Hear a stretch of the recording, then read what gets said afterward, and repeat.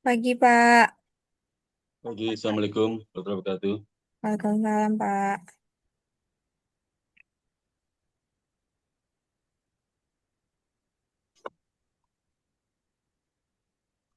Oke, kita mulai lagi kuliah ke-4 hari ini. Iya, Pak. Ke-4 ya.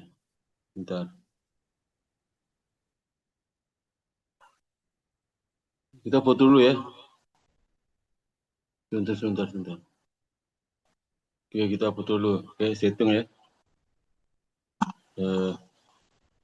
Mana? Satu, satu, dua, tiga. Bentar.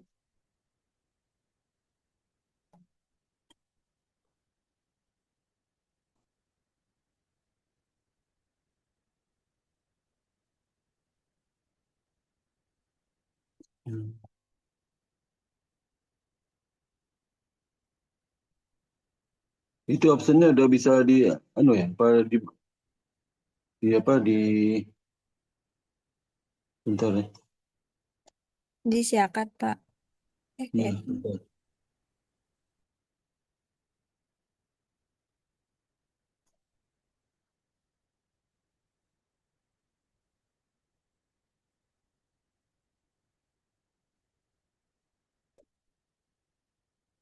Cakap dia bisa belum ya? Bentar.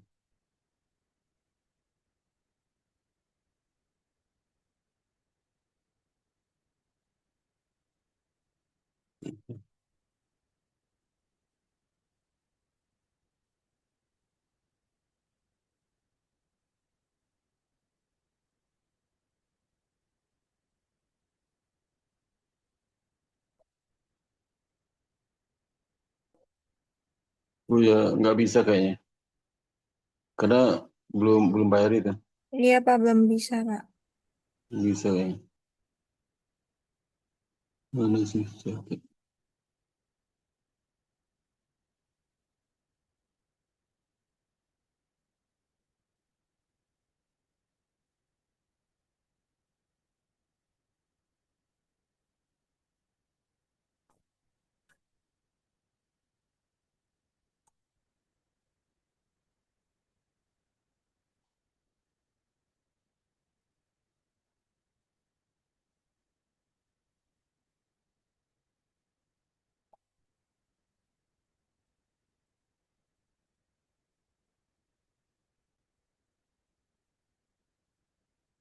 Ya, belum belum ada ya. Iya, Pak. Dia tak manual ya. Iya. Tak manual ya. Belum bisa nih. Ya.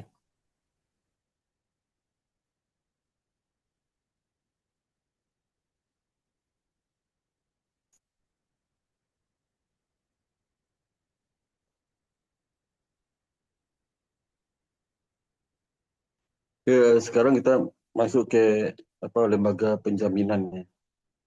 Lembaga penjaminan eh, ini terkait dengan sejarah eh, dan teori penjaminan kredit ya. Jadi kalau LPS kan lembaga penjaminan simpanan. Ini lembaga penjaminan kredit. Besok kredit menengah ke bawah ya. Enggak dimaksudkan untuk menjamin kredit menengah ke atas ya. Nah, sistem penjaminan kredit pertama kali dikenalkan di Swiss tahun 1923 ya. Itu sekitar hampir 102 tahun lalu ya, 102 tahun lalu. Ya. Jadi isu-isu ini kan koperasi penjamin regional. Jadi yang menjamin kredit menengah ke bawah itu koperasi. Koperasi ini didirikan di kota Basel. Di Basel itu memang kota banyak bersejarah, ya. Baik itu apa eh, apa yang terkait dengan eh, Bank Sentral Dunia juga di sini, ya, di kota Basel. Dikenal dengan ada ketentuan Basel II, Basel I, Basel III. Ya. Ini juga, ya, Basel banyak sekali sejarah. Nah, dan dia sebagai awal sistem penjaminan kredit. Ini pertama kali cetus kota Basel. Dan memang fokus dari lembaga penjamin inilah, seperti sebutkan tadi itulah, untuk menjamin usaha kecil, ya. Di Indonesia sekarang juga lembaga penjamin itu khusus kredit kecil, ya. Nah, karena sukses lembaga ini backup untuk usaha kecil, ya. Maka selanjutnya Georges Berset Genossens, disingkat GB, didirikan di beberapa kota lain, dibuka cabang kota lain.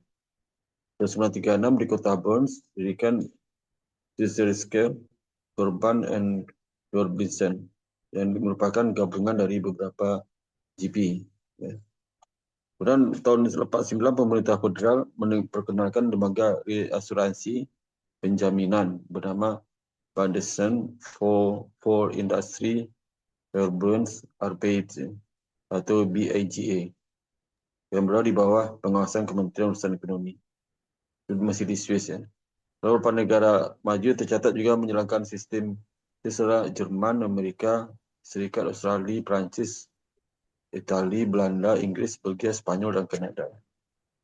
Nah, jadi sukses negara Asia juga membuka lembaga penjaminan seperti Jepang, Taiwan, Korea Selatan, dan Indonesia. Bahkan juga dari Papua Nugini dan Nepal. Iya.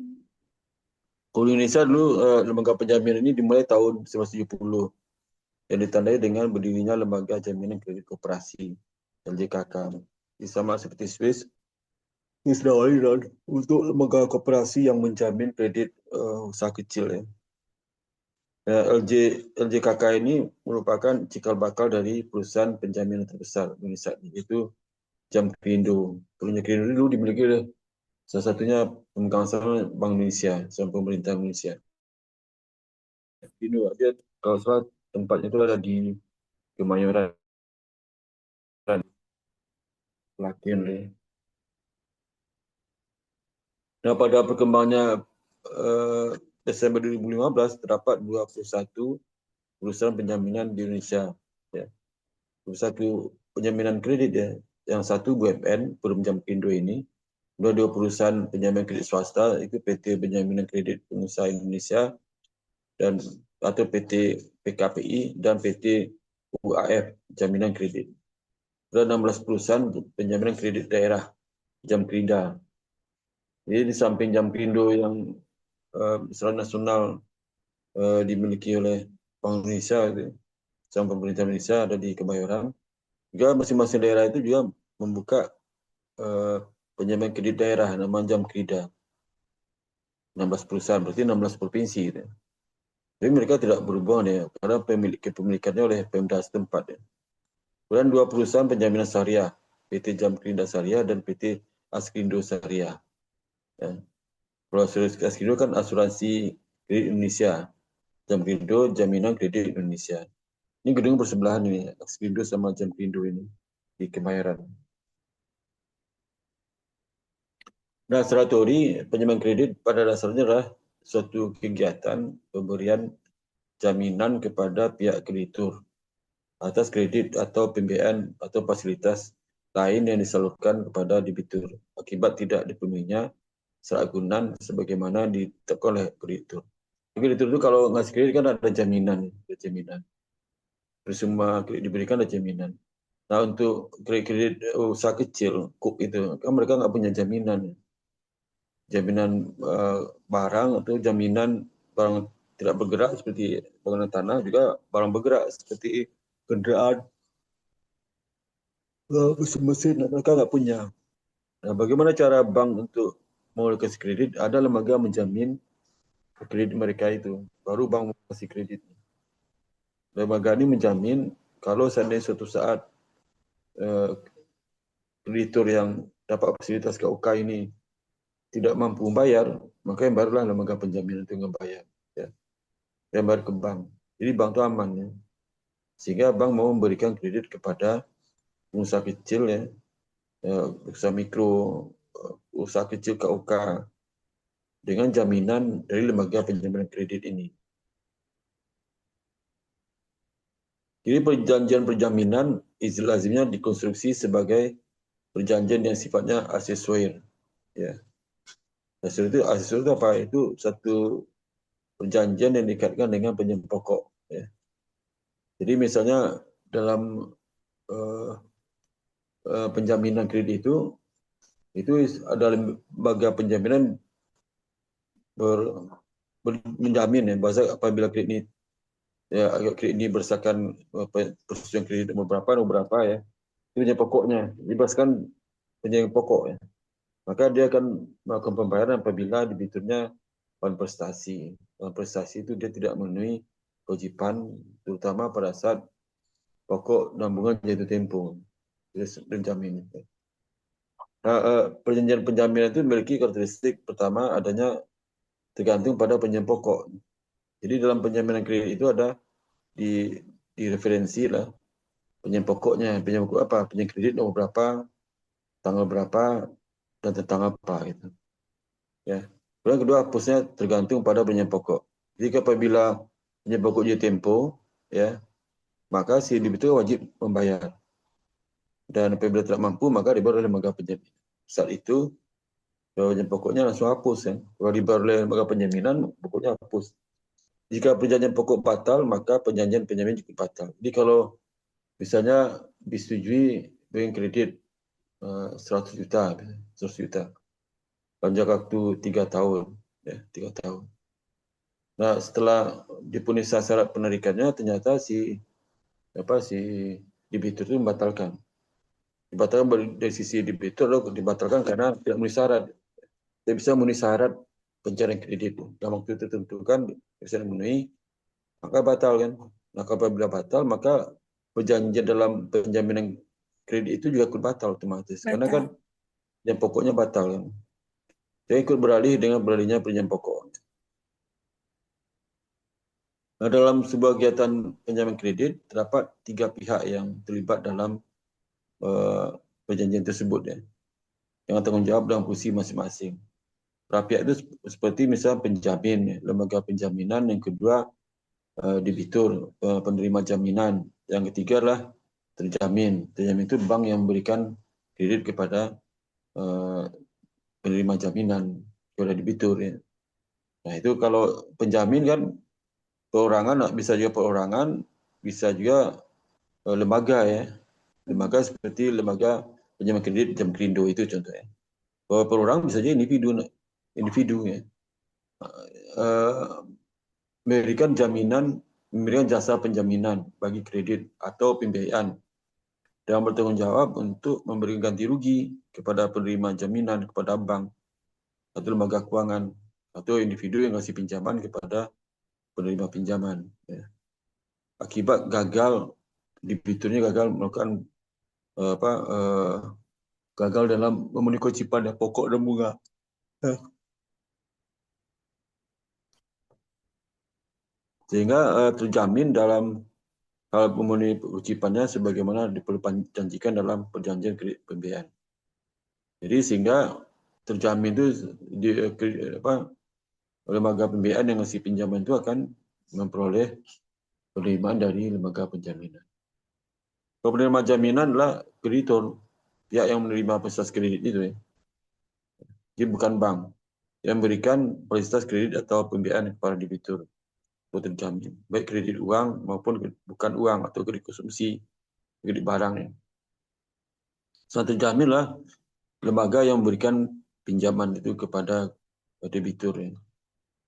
Jadi badan usaha bisa perorangan, bisa juga lembaga atau entitas bisnis, ya, atau badan usaha. Terjamin ini umumnya adalah perorangan yang menjalankan suatu usaha produktif atau pelaku, ya, gitu.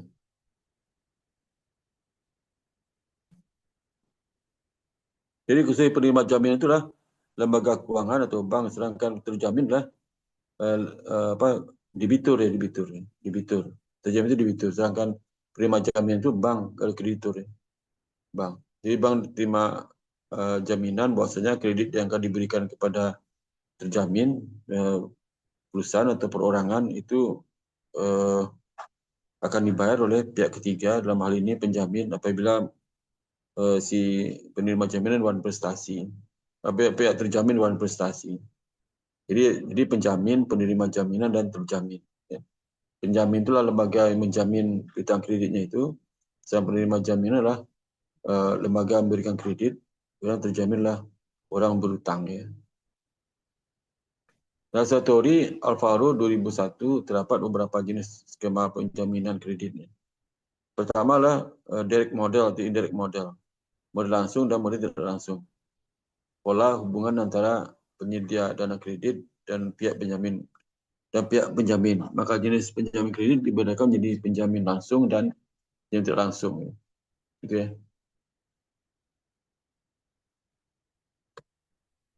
Nah,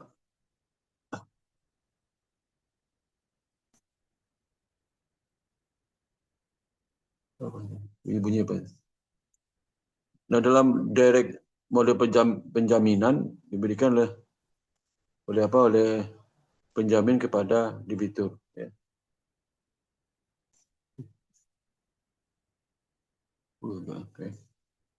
Jadi dalam direct model penjaminan diberikan kepada penjamin kepada debitur calon. Ya. Ini penjamin langsung ya, direct dan indirect ya. Jadi dia diberikan oleh penjamin kepada debitur calon terjamin atas dasar pengajuan penjaminan dari bank. Dan penjamin akan menutup kerugian dalam jumlah tertentu bila terjadi kemacetan sesuai dengan perjanjian. Dalam indirect model, penjamin menempatkan dana penjaminan di bank ya. Indirect ya. Jadi penjamin itulah lembaga penjaminan menempatkan dana di bank ya. Dan program penjaminan dilakukan tanpa keterlibatan langsung dari pihak penjamin ya.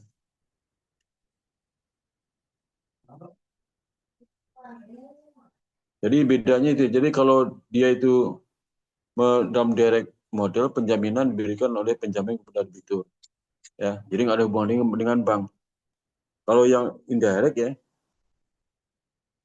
itu penjamin menempatkan dana penjaminan di bank ya. Dan program penjaminan dilakukan tanpa keterlibatan secara langsung dari pihak penjamin ya. Penjamin nggak ada keterlibatan langsung ya. Jadi penjamin kredit itu hanya menerima laporan perkembangan penjaminan dari pihak bank tersebut ya. Jadi sehingga pihak yang terjamin itu tidak terlibat ya. Jadi yang terlibat itulah lembaga penjaminan dengan pihak yang sorry, ini yang pihak yang penerima jaminan ya, penerima jaminan ya.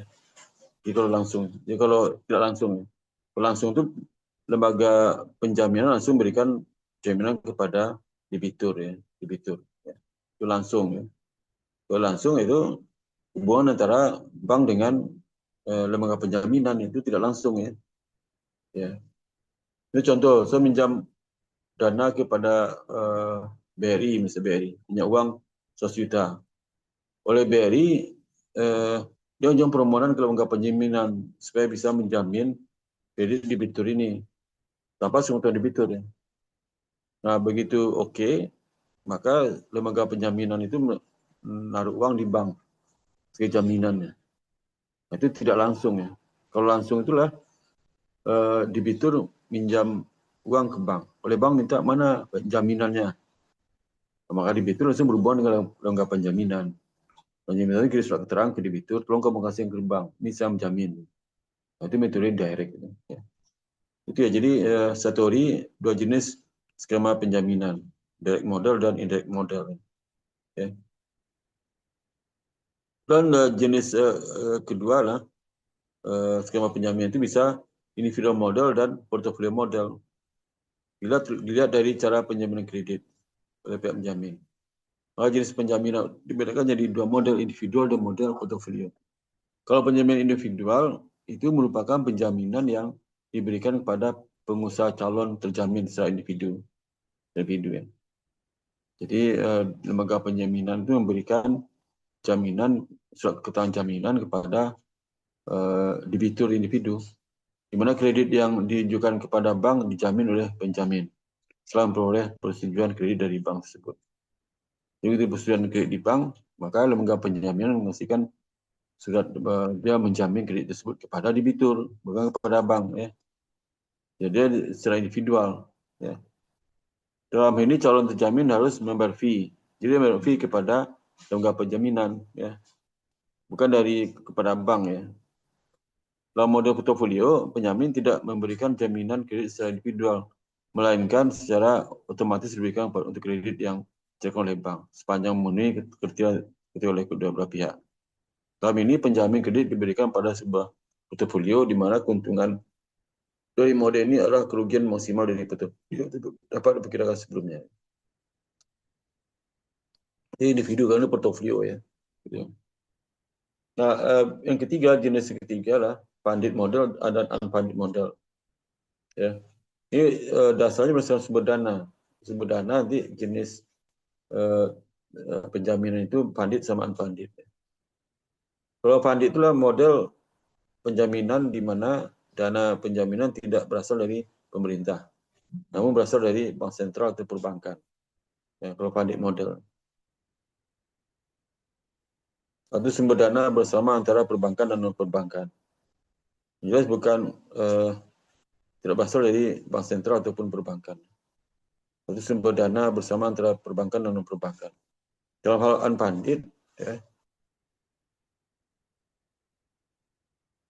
jadi pokoknya funded itu tidak berasal dari pemerintah, tapi berasal dari bank sentral atau perbankan. Kalau hal unfunded model, maka pemerintah satu negara menempatkan sejumlah dana pada beberapa bank yang akan digunakan untuk menjamin kredit yang diberikan oleh bank tersebut. Itu namanya unfunded. Kalau funded, mereka penjaminan tidak berasal dari pemerintah, tapi berasal dari bank sentral atau perbankan.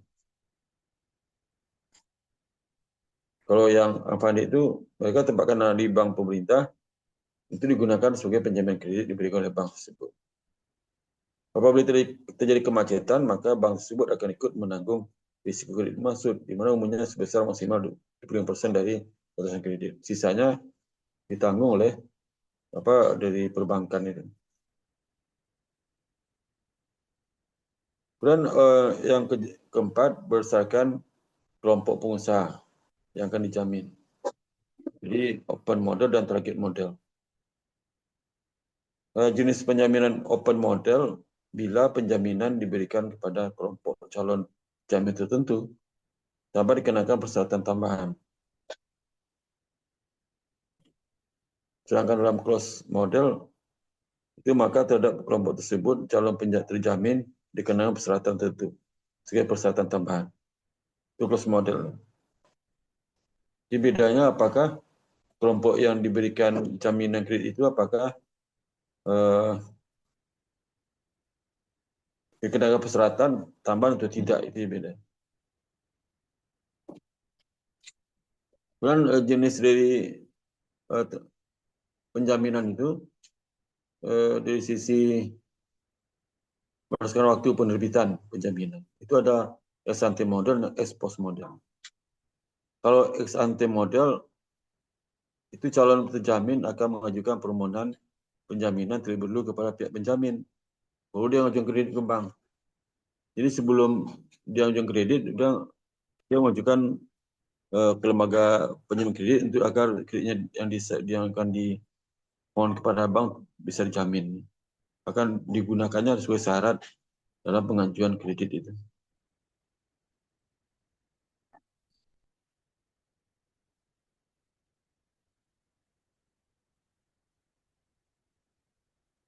Nah, kalau exposat model itu pengajuan penjaminan kepada lembaga penjaminan bukan setelah ada persetujuan dari bank. Ya. Persetujuan dari bank baru diajukan ke lembaga penjaminan. Ya. Di pada saat dia mengajukan ke bank itu belum ada surat penjaminan dari lembaga penjaminan. Ya, belum ada. Jadi kalau yang ex ante lah, itu sudah ada seluruh permohonan nanti diberikan, dia sudah dapat surat jamin. Ya. Nah, yang kelompok keenam ya, di mana penjaminan itu dibedakan eh, penjaminan dengan intermediary modal, bukan dibedakan. Itu adalah penjaminan diberikan kepada bank yang memberikan kredit kepada lembaga keuangan mikro. Dalam ini kredit bank tersebut digunakan oleh lembaga keuangan mikro untuk membiayai kredit usaha mikro.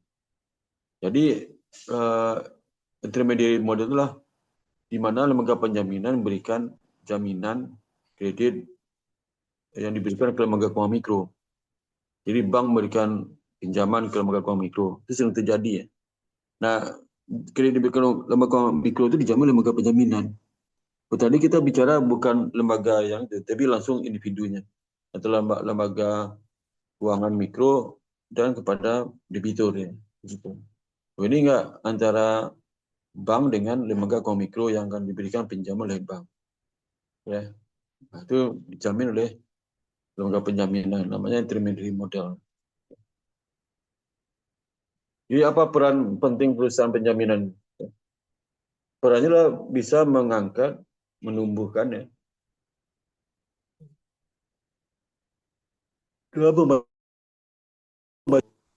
bisa usaha kecil dan menengah UMKM. UMKM itu kecil dan menengah. Tingkatan UMKM. Jadi memang yang dijamin lah UMKM aja. Sama kayak deposito kan, dijamin itu kan saldo di bawah 2M itu dijamin. Di atas itu nggak dijamin. Nah, UMKM itu seringkali memiliki kendala dalam mengakses sumber pendanaan dari lembaga keuangan. Karena kalau dia tanpa ada lembaga penjaminan itu ya susah. Kenapa? Karena dia nggak punya jaminan. Yang punya uang nggak ada jaminan. Paling jaminannya KTP, BPKB, ya. Itu yang dia punya.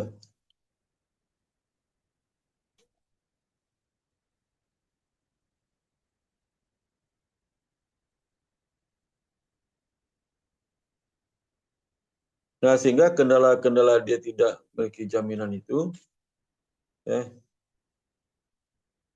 maka dipenuhi oleh lembaga penjaminan kredit. Lembaga penjaminan kredit memberikan jaminan kepada debitur itu untuk diserahkan ke bank bahwa jaminannya yang bayar nanti lembaga penjaminan kredit. Ini udah aman, ya. Udah aman. Kalau dia macet, lembaga penjaminan diberikan kepada bank. Itu saja ada persyaratannya. Apa yang dibayari oleh lembaga penjamin. Macetnya ke apa?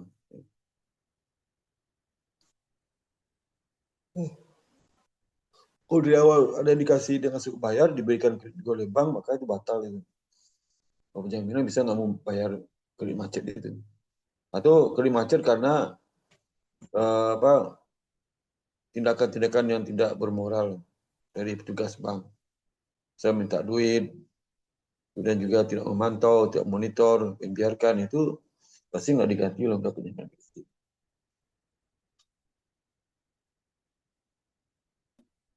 Yang kedua untuk mengatasi permasalahan akses UMKM terhadap sumber pendanaan tersebut. Kalau UMKM itu susah tidak akses ke pasar modal kan nggak, akses ke pasar uang nggak ada juga, akses ke uh, para pemilik modal dia kan nggak tahu juga siapa pemilik modal.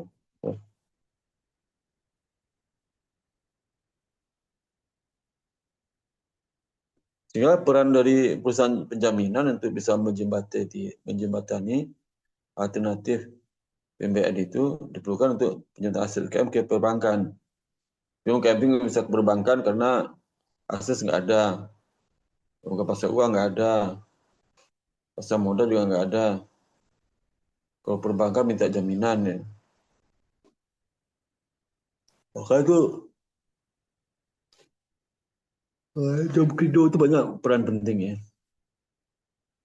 Dalam hal ini, perusahaan penjaminan berfungsi untuk menjamin pemenuhan kewajiban penerima UMKM sebagai penerima kredit di bank. Penjaminan pada saat dia macet, ya, tidak mampu bayar, maka lembaga penjamin itu akan bayar lebih dulu. Biasanya mereka teliti ya. Kalau macet karena disengaja ya, karena ada kongkang lingkong ya, nah, itu mereka nggak bayar. Jadi karakteristik dari usaha penjaminan itu sebenarnya kegiatan mereka kegiatan perlindungan atau proteksi atas risiko kerugian yang mungkin terjadi di mana debitur tidak one prestasi. Debitur one prestasi di mana tidak bayar pokok mengambil tempo. Ya. Dan yang penting adalah risiko kerugian itu bisa diukur berapa nilainya. Kalau nggak bisa diukur, nggak bisa tentukan berapa jumlah penjaminan dari lembaga penjaminan. Ya. Bisa juga. Uh.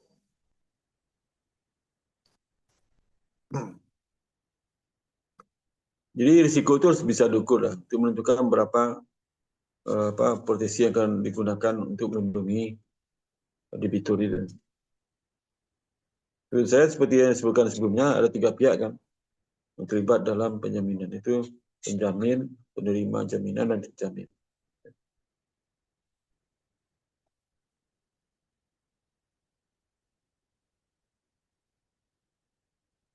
Penjamin seperti misalnya saya menjamin kredit si Badu kepada Bank Mandiri.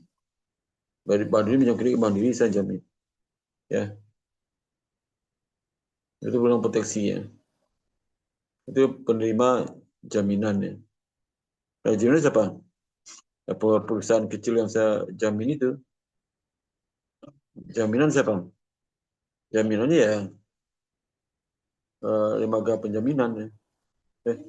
Penerima jaminan itu bank, lembaga keuangan memberikan kredit kepada debitur. Terjamin siapa? Debitur.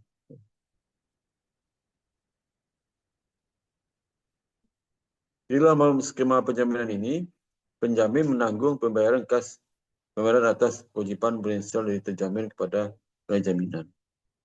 Apabila terjamin tidak dapat lagi memenuhi kewajibannya.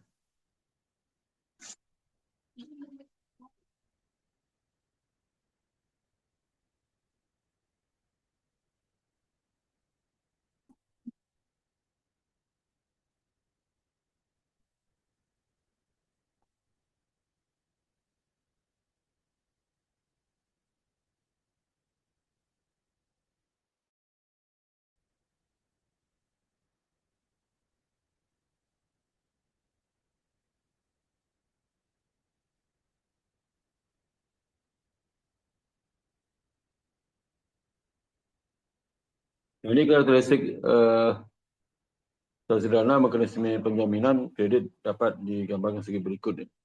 Jadi di pihak yang terlibat itu ada 3 penjamin. Ya. Itu lembaga penjaminan kredit ya, seperti Askrindo itu, atau Jamkrindo. Lalu penerima jaminan perbankan, itu lembaga keuangan yang ngasih kredit kepada terjamin. Terjamin itu debitur ya, debitur. Di langkah pertama, bank itu mesti kredit kepada debitur. Ya, debitur ya. Lalu debitur ini yang kedua, dia mengajukan jasa penjaminan kepada lembaga penjamin. Kemudian setelah itu, kalau disetujui, maka penjamin itu memberikan jaminan kepada perbankan harus kredit diberikan pada terjamin ini dalam bentuk ganti rugi apabila one prestasi. Ya. Kemudian yang keempat ya, yang keempat ya. Nah, nanti penjamin itu memberikan perjanjian penjaminan kepada perbankan.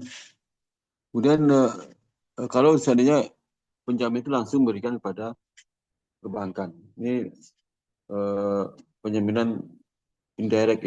Kalau direct ini, ya, direct itu si penjamin ngasih jaminan kepada penjamin, ya. Maka setelah itu diserahkan surat jaminan kepada perbankan, perjanjian itu langsung, ya. Gitu. Ya. Oke, ada pertanyaan sampai sini. Nggak Sampai ada, sini. Pak. Ada ya? Iya, Ya. Ini masih ada waktu sejam lagi nih. Berarti udah iya, selesai. Pak. Ya.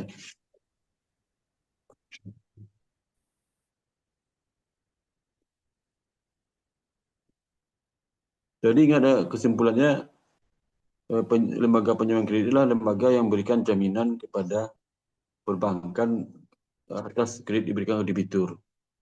Tapi bisa juga memberikan jaminan kepada debitur itu tidak langsung untuk menjamin kreditnya kepada bank. Jadi debitur yang menyerahkan surat ke bank. Kalau tadi kan penjaminan langsung ke bank tanpa sentuh debitur. Yang kedua, penjaminan itu khusus menjamin kredit debitur apabila wanita prestasi. Yang ketiga lah, yang kredit itu diberikan pada pengusaha kecil aja, kredit usaha mikro, usaha kecil dan sebagainya. Kenapa? Karena lembaga penjaminan itu untuk mengatasi masalah di mana lembaga keuangan mikro itu akses ke bank itu sangat sulit karena dia nggak punya jaminan. Maka yang mengatasi masalah adalah lembaga penjaminan kredit, itu Jam Krindo atau Askrindo ya, Askrindo. Ada dua tuh, yang punya pemerintah Askrindo, Jam Krindo. Ada juga swasta tadi disebutkan ini swasta ini. Ya, terserah uh, nasabah yang mana yang milih. Ya. Jadi kalau ada pertanyaan, boleh sampai sini aja ya. Iya. Jumatan Untuk ya. tugasnya berarti itu bab 9 ya, Pak? Bab 10. 9 10, dua chapter ya. Oke, Pak. Ya. Sudah sampaikan di GCL kan. Iya, Pak. Udah. Saya udah lihat. Jadi ini kuliah keempat, besok kuliah kelima. Iya. Selasa kuliah keenam. Senin, Senin Pak. kuliah keenam, ketujuh sudah ketujuh. Mm-mm. Jadi Rabu nanti UTS-nya Rabu ya. Iya, Pak. Kemudian UTS. UTS itu offline. Offline, oh enggak, kalau UTS berarti kan masuk dulu ya. Ini tanggal Nanti 5 saya berarti. coba tanya ke akademik, Pak, ujiannya. Ya, berarti tanggal 5 itu. Ujian. Oh, orang libur Iya. sekarang kan? Libur nggak? Libur, Pak. Ya, minggu depan libur nggak mereka? Eh, saya kurang tahu sih, Pak. Kalau minggu depan. Karena resmi masuk tanggal 5 Juni, Januari, dari Senin depan. Hmm. Senin besok, Yang Senin kemarin depan saya lagi. ke kampus nanya sama Sapam, katanya libur sih mereka Jumat juga. Enggak, minggu depan, seminggu libur nggak? Enggak, saya belum nanya minggu depannya hari Nah, saya Senin. tanya deh. Iya. Dari tanggal, eh sini tanggal berapa? Sini tanggal berapa? Sekarang Enggak, sini besok tanggal berapa? tanggal 30, Pak. 30, 31, 31 libur nggak? Kemudian tanggal 1 pasti libur. Iya. Hari Rabu, Kamis juga libur, kejepit. Nah, Jumat masuk. Jumat itu kejepit. Yang kejepit itu hari Senin, Selasa, sama Jumat. Mm-mm. Ya. Jadi coba tanya itu, Senin, Selasa, Jumat masuk nggak? Ya. Kalau dosen sih nggak. Tapi kalau pegawai sama struktural, ya itu bisa harus datang kayak itu, datang ya. Gitu ya. Itu Amanda tolong ditanya ya. Iya, Pak. Saya tutup dulu ini sebentar. Tutup ya. Kita foto lagi nih, foto lagi. Ya, foto lagi. 1, 2, 3. Bentar ya.